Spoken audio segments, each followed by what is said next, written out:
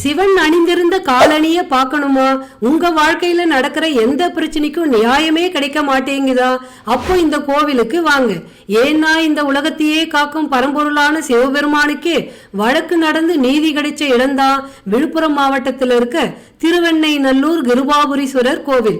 பல்லாயிரம் வருஷத்துக்கு முன்னாடி கட்டப்பட்ட இந்த கோவில்ல சுந்தரருக்கும் சிவனுக்கும் பெரிய பஞ்சாயத்தே நடந்திருக்கு.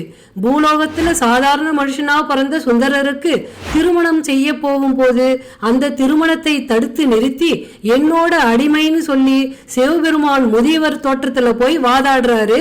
அந்த கேஸ்ல தான் சிவனுக்கு சாதகமா நீதியும் கிடைக்குது. அது மட்டும் இல்லாம சிவனோட காலனியை இன்னும் நம்மளால பார்க்க முடியும். சிவனுக்கும் சுந்தரருக்கும் பஞ்சாயத்து நடந்த மண்டபமும் இந்த கோவில்ல இருக்கு.